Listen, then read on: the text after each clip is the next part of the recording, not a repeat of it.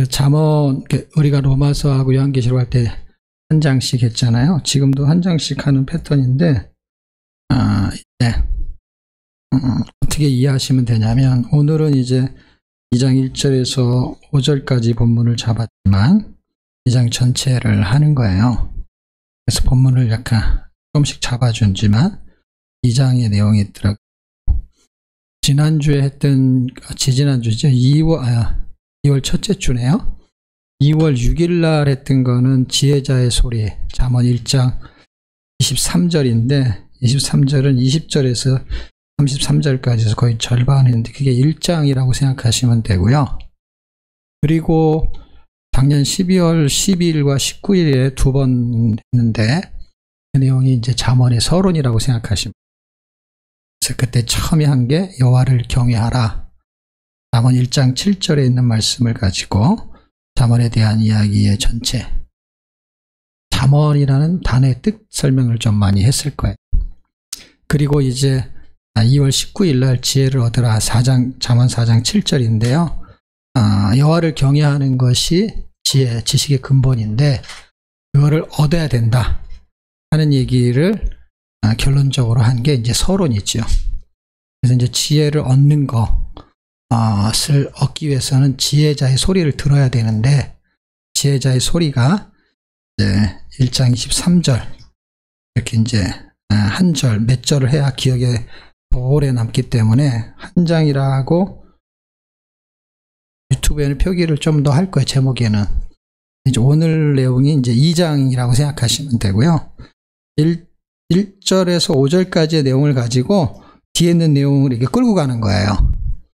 그러니까 핵심되는 구절을 가지고 이거를 이렇게 연결시키면 되는구나 이렇게 이해하시면 어렵지 않을 거예요. 자, 그래서 다 읽지는 않고요. 본문에 있는 것만 읽는데 1절에서 5절까지만 같이 읽겠습니다. 찾으셨나요?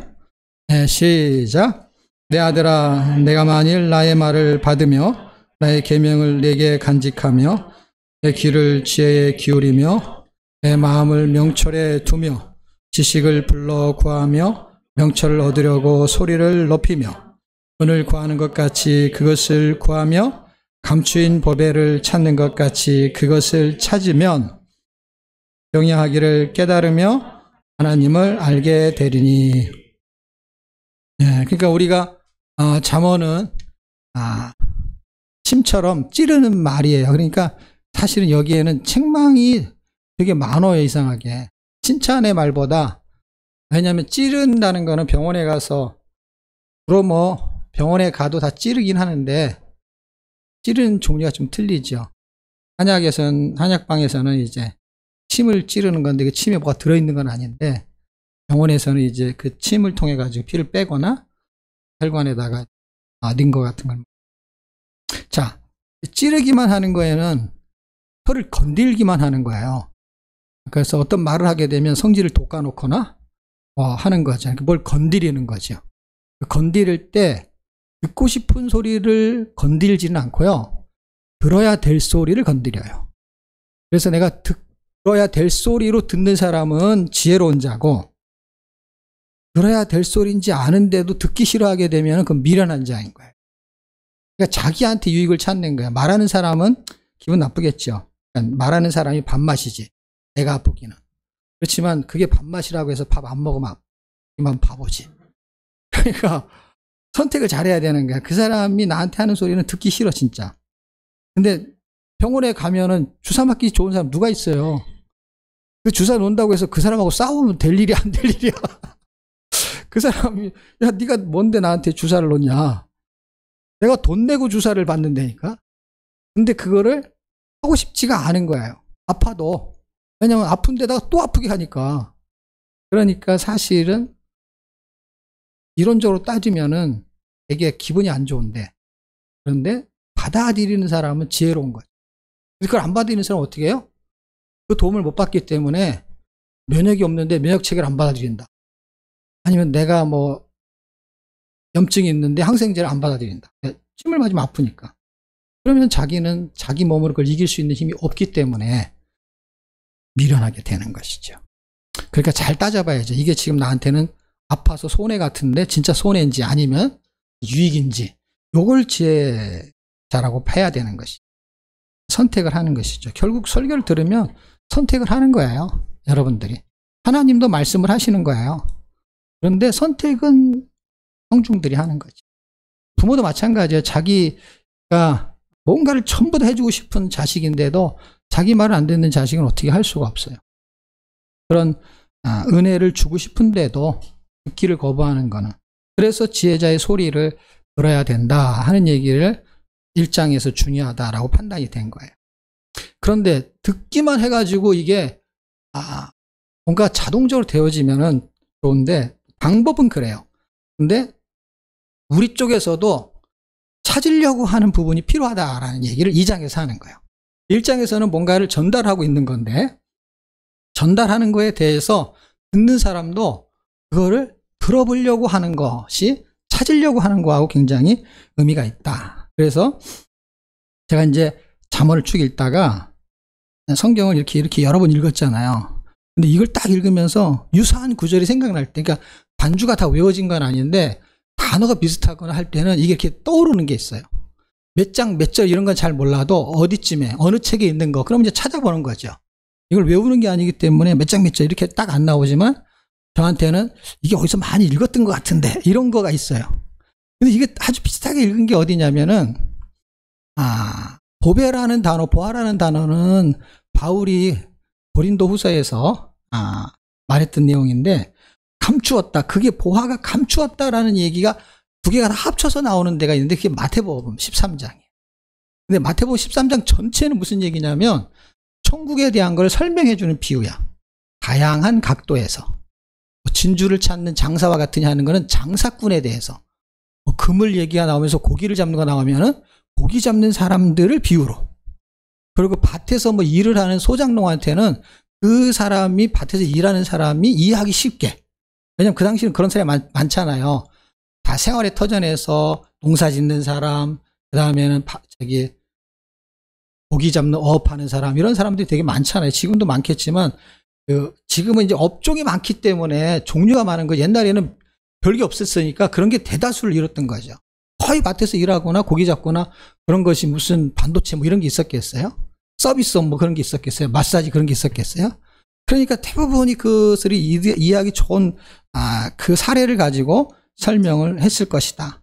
근데 13장을 찾아보게 되면은 44절에 여러분이 마태복음 13장을 전체적으로 읽어보면 도움이 되는데 44절을 제가 읽어드릴게요. 천국은 마치, 천국에 대한 비유니까 13장 전체가 마치 밭에 감추인 보화와 같으니 사람이 이를 발견한 후 숨겨두고 기뻐하며 돌아가서 자기의 소유를 다 팔아 그 밭을 샀느니라 할 때 왜 감춰뒀고 뭘 어떻게 했고 그런 거는 뭐 나중에 그 부분에 대한 설교를 할 때 이렇게 깊어지는 거고 어쨌든 뭔가를 밭에서 일하다가 찾았다는 거예요.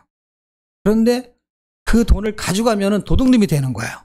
왜냐하면 남이 밭에 있는 거니까 내 소유가 아닌 거예요. 그 밭이. 그냥 합법적으로. 지금 성경은 법적인 걸 설명해. 우리가 예수를 믿으면은 할 때 예수를 믿는 것이 다 법적인 거예요, 여러분. 그게 믿음의 법이라는 단어를 써요. 그러니까 법이 움직이는 거예요. 그리고 법이 움직이지 않으면 하나님도 어떻게 할 수가 없어. 왜냐하면 다 법의 기준을 가지고 율법, 이게 다 기준이잖아요. 벌을 주든지 상을 주든지 전부 다 그 기준이 있어요. 그게 법이에요. 넓은 의미로 법 안에 드는 거예요. 율법이든 뭐든 상관없이 법이에요. 세상도 그 법의 기준 때문에 시시비를 가릴 수 있는 거예요. 그런데 그 밭을 사게 되면은 그 보화가 자기게 되는 거예요. 그러니까 보화를 산다는 표현을 그렇게 한 거예요. 그러니까 이거를 잘 요약하면은 어떻게 하면은 밭에 감추일 보화를 발견할 수 있느냐? 이 땅을 가지고 있는 사람도 발견할 수가 없어. 왜냐면 땅을 갖고 있지만 땅 위에 있는 것만 보잖아, 이 사람은. 그래서 위에 있는 열매만 자기가 얻어가잖아. 일한 사람한테 소장농이 좀 띄워주긴 하지만은 위에 것만 보는 거야. 근데 거기서 일하는 사람은 땅 밑을 본단 말이야. 그러니까 어떤 사람이 발견하냐? 밭에 보아는 밭에서 일하는 일꾼이 발견하게 돼. 이게 되게 의미가 있는 거예요. 이러면 좋겠죠. 밭도 자기 거고 자기가 일하면 좋겠지. 그래서 발견하면은 돈 주고 살 필요가 없죠. 밭을 이미 샀으니까. 그러니까 가치를 발견한 사람은 그 가치의 대가를 소유로 지불하는 거예요. 그러니까 내가 갖고 있는 것을 소유하기 위해서 내가 가지고 있는 소유를 뭔가를 버려야 되는 거예요. 왜냐하면 내가 갖고 있는 소유도 중요한데 그보다 더 가치가 있다라는 거하고 바꾸기 위해서는 이거를 팔아야 되는 것이죠. 더 중요한 것을 발견하면 내가 갖고 있는 중요한 게 덜 중요한 게 되는데 이걸로 그것을 바꿀 수 있다면 환산해서 어떻게 해요? 이거를 버리고 그걸 사는 거죠. 결국에는. 그렇기 때문에 예수 그리스도 때문에 죽을 수 있는 거는 내 목숨의 가치가 최고인데 이 가치보다 더 큰 것을 아는 사람만이 그렇게 할 수 있는 거예요. 그러면 절대로 할 수 없는 거죠. 이게 최고인데 자기 목숨의 가치가 있는데 돈을 달라고 하는데 돈을 못 주면서 목숨이 있는 사람은 돈의 가치를 자기 생각보다 더 높게 여겼다는 거죠. 그거는 바보나 하는 짓이긴 하지만은 상황에 따라서 그럴 수도 있겠죠. 그러면 목숨하고 돈하고 바꾸는 것이죠. 어쨌든 뭔가 더 가치 있는 것의 사람들은 그것을 선호하게 되어 있습니다. 자, 그 결과로 얻어지는 게 뭐냐? 예수가 천국이라는 것을 발견하게 되는. 이거는 밭에 감추인 보화는 예수를 말하는 거고 그 예수를 갖게 되면 천국을 소유했다. 이 설명을 하고 싶은 거야. 진주가 마치 천국 같으냐 할 때 그 진주처럼 귀한 게 뭐냐? 천국하고 이꼬를 시키는 거니까 그렇게 가치가 있는 거는 진주가 아니고 진주 같은 거, 보화 같은 거를 말하는 거야. 그거는 천국을 찾은 거나 발견한 마찬가지다라고 했을 때 천국을 발견할 수가 없다. 그런데 마치 천국 이렇게 비유를 드는 건 뭐예요? 예수가 천국이다라는 거예요. 그러니까 예수를 발견한 사람은 천국을 발견한 거예요. 그게 고린도 후서 4장 7절에 예수를 믿게 되면 질그릇의 보배를 가졌으니 이렇게 되는 거예요. 나를 팔아서 예수를 갖는 거. 그게 밭에 반추인 보화를 찾은 것을 자기 거로 만드는 거는 나를 팔아야 되는 거예요. 나에게 가장 본 가치가 되는 거. 그게 자기 자신이거든요. 그래서 하나님은 우리를 가치 있게 여기셨어요. 그래서 자기 아들을 십자가에 팔아가지고 팔았다는 것은 죽여서라는 거야. 그걸 팔았다라는 거야. 그래서 우리를 하나님의 자녀를 삼으셨어요. 가치를 야곱은 장자권에다 뒀어요. 그래서 팥죽을 만들어가지고 이것을 팔아가지고 장자권을 살려고 술수를 써요. 그런데 이것을 이미 갖고 있는 사람이 더 가치 있는 것을 얻기 위해서 자기한테 이거를 팔고 내가 생각하는 걸 사는데 그 야곱의 형에서는 장자권이라는 것을 눈에 보이는 게 아니잖아요. 천국은 눈에 보이는 게 아니잖아요. 그래서 이거를 팥죽을 줄 테니까 그걸 나한테 팔아라고 하니까 어떻게 해요? 장자권을 팔아서 뭘 샀어요? 팥죽을 샀어요. 이것은 어떤 의미로 영원한 진리를 팔아서 세상 것을 사는 것과 같이 먹고 사는 거를. 그래서 우리가 갖고 있는 영적인 진리를 팔아가지고 먹고 사는 데 쓰기 위해서 기도하고 돈 받고 하는 것들이 어떤 면에서는 그런 분류에 기도를 받아가지고 은혜를 받아서 헌금할 수는 있지만 얼마를 줘야 기도해 준다라는 건 다른 거죠. 은혜를 받아서 헌금하는 거는 판 게 아니고 산 게 아니에요. 그럼 여러분들이 설교 듣고 헌금하는 거는 설교를 사는 게 되는데 그런 게 아니잖아요. 그건 할 수도 있고 안 할 수도 있는데 그리고 금액의 차이도 다 있으니까 그건 그냥 은혜로 설명하는 거고. 근데 얼마를 내야만이 오늘 설교를 들을 수 있어. 그건 다른 거죠. 그거는 돈을 내고 들어야 되는 세미나 같은 게 아니죠. 이 은혜는.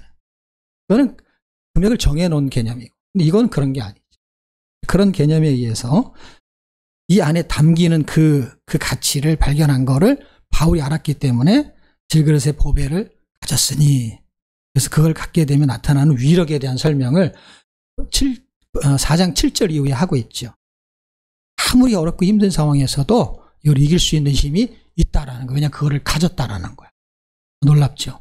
그런 설명은 이제 거기서 또 파생이 되니까 우리는 다시 본론에 돌아와서 자 그러면 밭에 감추이를 찾는 것처럼이라는 비유를 여기서 들었기 때문에 밭에 감추인 것이라는 비유로 설명한 것을 갖고 온 것뿐이고 우리는 밭에 감추인 보배와 같은 것을 찾는 것이 보화를 여기서는 뭘로 설명했느냐? 지혜로 설명하고 있는 거예요. 진리로 감추인 보배는 그럼 어떻게 찾느냐? 아까 말했지만 밭이 주인도 밭에서 일하지 않으면 땅 밑에 있는 걸 알 수가 없는 것처럼 진리로 감추인 보배는 어떻게 찾느냐는 거예요. 성경에서 찾을 수 있는데 이거하고 똑같아요. 밭이 자기 거라고 해서 찾을 수 없는 것처럼 성경을 집에 하나씩 갖고 있다고 해서 찾을 수 있는 게 아닌 거예요. 그러니까 이건 뭐예요? 그 진리를 담고 있는 성경을 읽는 사람한테 기회가 있는데 그렇다라는 걸 설명을 잠언 2장 2절에서 해주고 있어요. 2장 2절이 짧으니까 같이 한번 읽어봐요. 시작. 내 귀를 지혜에 기울이며 내 마음을 명철에 두며. 그리고 지혜가 부른다라는 거 1장 20절에 설명해서 지혜가 소리를 내는데 그걸 들으려고 하는 거예요. 그러니까 성경이 우리한테 소리를 내고 있는 거예요. 그걸 펴서 읽는 것이 그 소리를 듣는 거하고 같은 의미로 해석이 되는 것입니다. 그러니까 내 귀를 지혜에 기울이며 내 마음을 명철에 두며 라고 말하는 그 2장 2절의 말씀을 보면은 지혜를 발견하는 진리의 지식은 어떻게 얻을 수 있느냐? 밭에서 일하는 농사꾼처럼 기의 농사를 지어야 되는 거예요. 기의 농사. 기의 농사는 힘들지가 않아요. 그냥 밭에 나가서 일하는 거는 농기구도 있어야 되고 막 일하고 땀 흘리고 막 그걸 가만히 앉아가지고 이렇게 듣기만 하면 돼요. 그런데 이것이 무지무지 힘든 거예요. 차라리 밭에 나가서 일하는 게 쉬운 사람이 있어요. 이거 막 조밀수에서 못해요. 가만히 앉아가지고 듣는 거를 아무나 하는 게 아니에요. 논리적으로 엄청 쉬운데 왜냐하면 땀 흘릴 일도 없고 돈 들 일도 없고 그냥 가만히 에너지도 적게 소비되고 그런데 이걸 못하는 사람이 너무 많다는 거예요. 그러니까 장수가 틀린 거예요. 밭에서 일해야 돼서 얻을 게 있고 그러니까 산에 가서 캘 게 있고 바다에 가서 얻을 게 있는 것처럼 우리한테는 너무 좋은 거예요. 왜냐하면 그런 것보다 덜 힘들어요. 왜냐하면 장소를 왔다 갔다 할 필요가 없어요. 집에서 읽어도 되고 화장실에서 읽어도 되고 그렇기 때문에 이게 일단은 지혜로운 자는 선택하기가 되게 좋아요. 너무 쉬워서 사람들이 이걸 모르는 것 같아요. 너무 쉬운 거기 때문에 감사하지 못하는 거. 여러분 숨 쉬는 걸 감사해 본 적 없잖아요. 할 수도 있지만은 그런 거보다는 갑자기 뭐 돈이 생겼다든지 갑자기 좋은 일이 생겼다 이럴 때 감사가 막 나오지 그냥 멀쩡히 걸어가다가 감사합니다 호흡이 잘 돼가지고 근데 이걸 매일 그렇게 하고 있는데 매일 감사하기도 그래. 그냥 감사한 거는 알겠는데 그냥 잊어버리는 거죠. 잊어버리는데 어느 날 생각하냐 숨쉬기 힘들 때 생각나는 거죠. 야 이걸 그냥 공짜로 거저로 이거 1시간씩 만드는데 돈이 얼마인 줄 아세요 여러분? 탄소 저거 돈으로 사가지고 1시간 하는데 얼마인 줄 아세요? 이거 월급쟁이도 감당 안 돼요. 왜냐면 이거는 1분 1초 안 쉬면 1분 1초 안 쉬면 죽는 건 아니지만 그러니까 이거는 뛰다가 뭐 1시간 있다가 또 하고 하는 게 아니잖아요. 밥은 삼시세끼를 먹을 때 한 8시간 후에 이렇게 먹는 거지만 이거는 계속 해야 되는 거예요. 끊이지 않고 해야 되는 거예요. 이걸 공급을 받아서 삶을 산다는 거는 숨을 쉰다는 것은 이거 1시간만 해도요 굉장한 돈을 지불해야 돼요. 제가 지나고 생각해 보니까 119가 와가지고 코에다 끄기 시작하면서 그때부터 병원에 갈 때까지 이걸 뺄 줄 알았어요. 병원에 가면 이거를 갈고 가고 여기서 내려가지고 구급차에 내려가지고 병원에 들어갈 때까지 그 거리가 있잖아요. 그때 휠체어가 올 때요 산소통을 달고 와요. 그 휠체어가. 그래갖고 다시 이건 빼면서 다시 연결. 뭐 잠깐 몇 분 가는데 그때부터 퇴원해가지 이거를 끄고 나는 그렇게 생각을 못했어요. 그리고 너무 힘들어가지고 무슨 생각이 들었어요? 이거 언제 되지? 그리고 돈으로 생각하면 하루 더 달고 있을수록 돈으로 은행으로 들어온다면 하루 더 있고 싶지. 근데 병원에서는 더 있게 하려고 그러는 거야. 아니 돈이 들어오니까. 나는 돈이 안 들어오니까 빨리 나가려고 그러는 거고.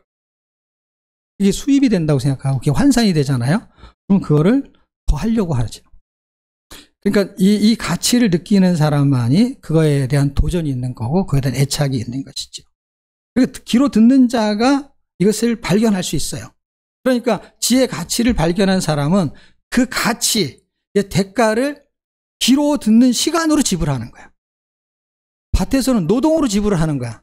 근데 이거는 귀로 듣는 시간으로 지불하는 거야. 그런데 그래서 할 수 있는 거야. 왜냐하면 지혜를 발견할 수 있는 그 대가의 지불이 귀로 듣는 그거를 귀의 노동이라고 만약에 한다면 그것도 무슨 듣는 일이라고 한다면 노동이라는 말을 쓰기 참 곤란하지만은 그래도 이제 비슷하게 단어를 쓰면은 밭에서 일하는 노동, 회사 가서 일하는 노동으로 열매가 있잖아요. 근데 가만히 앉아서 귀로 듣는 거, 공부해서 머리로 집어넣는 것도 아니고 큐티해서 뭐 이런 것도 아니기 때문에 귀로 하는 거를 사람들은 그건 너무 우습게 생각하는 거야. 그러니까 성경 공부한다면 사람들이 막 모이지만 여기 앉아서 그냥 성경 1시간 읽읍시다. 그러면 1시간 너무 아까운 거야. 그런데 잘 보십시오. 이 지혜를 얻는 거에 2장 2절은요. 귀로 듣는다는 거예요. 이걸 소리를 내기 때문에 귀로 듣는 거예요. 이게 밭이라고 하면은 와서 밭을 캐야 되는데 이걸 소리를 내는 거 듣는 거예요. 근데 듣는 거는 귀로 하는 건데 귀로 하는 거는 내가 듣기만 하면 되는 것이지 내가 여기서 들으면서 뭘 해야 되는 게 아니잖아. 그러면서 공부하는 것처럼 애를 쓰지 않아도 된다는 거예요. 사람들이 이 읽기에 대한 방식이 이렇게 성경에서도 설명하고 있는데 이걸 들으면서 자꾸 뭔가를 분석을 하려고 하는데 그럴 필요 없다는 것이죠. 그만큼 쉬운 건데 100가지 필요하죠. 그건 뭐예요? 이것을 하기 위해서 다른 소리를 못 듣게 되는 거고 다른 걸 못 하는 것이죠. 2가지를 들으면 이게 안 되잖아요. 2가지를 할 수가 없잖아요. 자, 그 가치의 대가를 귀로 듣는 시간을 지불하게 되잖아요. 그럼 그 결과가 뭐냐? 예수가 지혜라는 것을 발견하게 될 것입니다. 아, 이게 예수가 지혜구나. 이게 이 대가를 지불한 것이 밭에 감추인 보화를 사기 위해서 내 소유에 있는 걸 다 파는 것처럼 가치가 있다고 생각하는 사람이 바보처럼 앉아갖고 듣는 거예요. 결과를 알기 때문에. 누가 여러분이 힘든데 직장에 가서 일을 해요. 결과가 그래도 그렇게 내가 고생을 하면 힘든데 한 달 월급을 타서 그것으로 내 가족이 먹고 살기 때문에 그것을 그 결과의 그 대가를 그 대가의 결과를 얻기 위해서 내가 수고하는 대가를 지불하는 것이죠. 에너지도 쓰고. 근데 성경 공부는 그런데 대가를 지불해요. 왜? 그런 것이 지식으로 쌓인다고 생각하니. 그런데 지금 여기는 성경 읽기라는 단어를 쓰고 있지 않지만 결국 지혜의 자의 소리가 어디에 다 담겨 있느냐? 학교에 담겨져 있지 않고 어떤 책에 담겨져 있지 않고 성경에 담겨져 있는 거는 적어도 예수 믿는 사람은 누구나 알기 때문에 그것을 너무 쉽게 성경은 잘 설명해 주고 있다. 그리고 우리가 성경 읽기를 전문으로 한다고 해서 여기다 끼워 맞추려는 게 아니라 지금 내용이 이렇게 전개되고 있다. 그리고 옛날 중세시대의 대학은 어떤 학문이었냐? 책을 읽는 게 그 당시 대학. 지금처럼 발달되기 전에는 그냥 책을 읽는 자체가 대학에서 하는 일이었어요. 읽고 그거에 대해서 나누고. 읽기가 엄청 중요한 거고 중세시대 때는 읽는 자체가 대학 정도 수준이었다는 거예요. 그만큼 중요한 것이죠. 그러니까 예를 들어서 내가 A라는 학과에 갔어. 그게 전기과다. 그럼 전기에 관한 전공서적을 100권을 읽으면은 박사학위를 받을 수준이에요. 중세시대 때. 40권, 60권 이렇게 하면 40권이면 석사 정도 수준. 60권에서 80권이면 학사 수준. 100권 읽으면 그 사람은 박사학위 수준이 된다는 거예요. 그 지식이.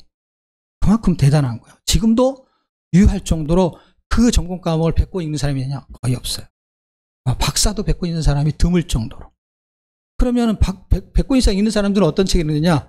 전기에 관한 책 좀 읽고 전자에 관한 책 조금 읽고 그 다음에 다른 책하고 다 합쳐가지고 100권을 했지만 자기 전공에서는 20%, 30%, 50%도 안 되는 거죠. 그래서 성경에 대해서 이야기하게 되면은 다 대답하고 할 얘기는 많은데 정확하게 아는 게 없어요. 왜냐하면 다 조금씩은 다 해가지고 대충은 아는데 깊이 있게 성경이 말하고 있는 예수에 대해서 하나님이 가신 길에 대해서 거기에 대해서는 이해하지 못하는 것이죠. 본론에 들어가면요. 그러면 지혜를 찾으면 나타나는 현상은 무엇이냐 했을 때 이렇게 되는 거야. 4절까지가 찾으면 이렇게 되는 거야. 찾는 방법에 대한 설명을 지금까지 했다는 것이고 찾으면 지금 제 얘기가 아니라 성경이 얘기해. 이렇게 하면 찾는 거야. 그냥 이걸 들으면 찾는 거야. 이 말이야. 그렇게 해서 찾으면 되게 쉽게 설명하고 있어요. 그래서 이게 서술하고 있는 거예요. 잠언은 보통 강의를 잘하는 사람 걸 제가 들어보니까 잠언은 서사 형식으로 써있지 않다라고 말하는 사람들이 99.999, 100%가 넘어요. 아주 유명한 사람도.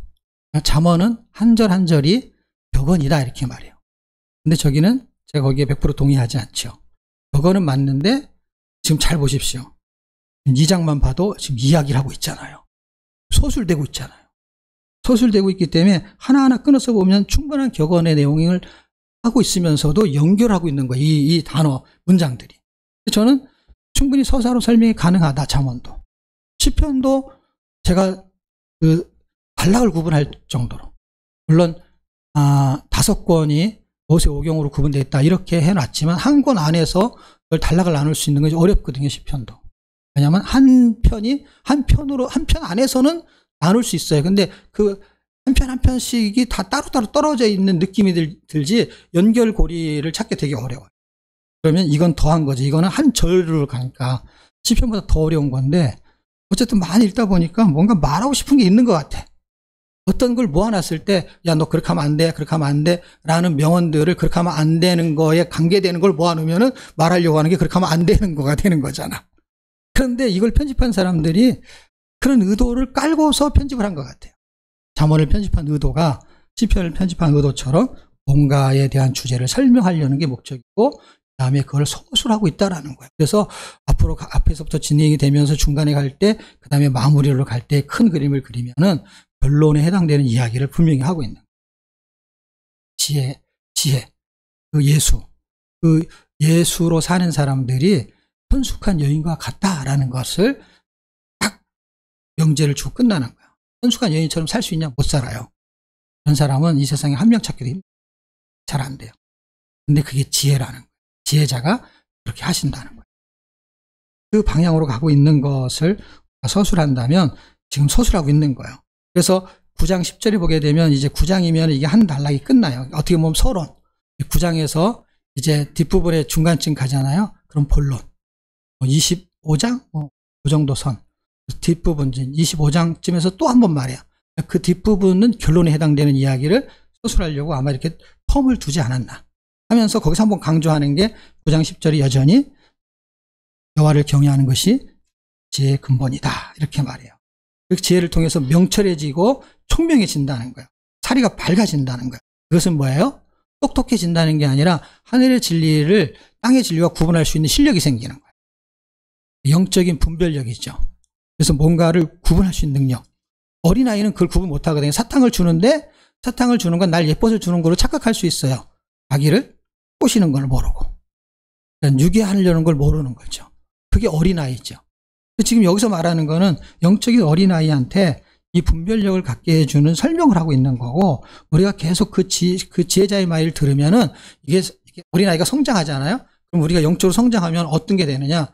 사탕이 사탕 발림인지 뭔지를 구분할 수 있는 실력이 생겨야 되는데 교회를 수십 년 다녀도 계속 어린아이인 거예요. 그 바울이, 제 얘기가 아니에요. 바울이 너무 이상한 거예요. 왜 아직도 어린아이냐 너는. 어린아이 일을 계속 하고 있다는 거예요. 몸만 성장하지 맨날 어린아이인 거예요. 영적인 분별력이 생기게 돼 있는데 어떻게 안 생기냐는 거예요. 그게 고린도전서의 바울의 이야기이잖아요. 자, 그래서 찾으면, 4절에 찾으면 여호와 경외하는 걸 깨달으며, 여호와 경외하는 게 지혜의 근본이라고 했잖아요. 지혜를 얻었으니까 이거가 왜 여호와를 경외하는지를 깨달았다는 건 왜 경외하는 것을 알아버린 거야. 이 지혜가 그거니까 지혜를 받으면 그걸 알아지는 거죠. 하나님을 알게 되리니. 그러니까 하나님을 모르는 거예요. 이 지혜가 없는 사람들은 어떤 하나님을 아냐 이런 것이죠. A라는 사람에 대해서 리서치를 해가지고 그 사람은 키는 몇이고 어디에 살고 주소가 어떻게 되고 나이가 몇 살이고 몸무게 몇이고 그렇게 아는 것은 지식으로 아는 것도 안다고 말해요. 그렇지만 그 사람 한 번도 본 적도 없어. 근데 지금 여기서 말하는 것은 알게 되리니라는 것은 그 사람을 만나서 내가 키가 몇인지 알았는데 정말 그 키가 많네요. 몸무게가 몇이라고 내가 페이스북에서 봤는데 당신의 인적사항을 정말 몸무게가 그 정도 나가는 것 같네요. 라는 것을 확인하는 정도가 아니라 그것으로 도저히 알 수 없는 것을 알기 시작하는 거예요. 만나야만 알 수 있는 거. 이미 알았던 지식을 확인하는 게 아니고 그것도 아는 거로 들어가죠. 만나보니까 정말이구나 이게. 그런데 만남을 통해서 알 수 있는 거. 그분을 경외하는데 그분이 누군지를 모르는데 경외한다는 것 자체가 우습지요. 누군지 모르는데 경외를 어떻게 해. 그리고 경외하는 걸 깨닫는 것은 경외를 하는 것을 하고 있는데 그건 자기가 생각하는 경외가 하나님이 원하는 경외가 아니죠. 왜냐하면 지혜가 없는데 자기 지혜로 하나님을 경외하는데 헌금을 많이 하거나 또는 예배에 빠지지 않거나 그걸 하나님이 경외하는 걸로 자기가 깨달으면 그건 자기 깨달음이죠. 자기 지혜로. 그러니까 여기서 말하는 이 지혜가 없는 상태에서 난 이걸 경외라고 생각해 하면서 경외 생활을 할 수도 있는데 그거는 오답이죠. 틀린 것이죠. 그리고 하나님을 정확하게 모르는 것이죠.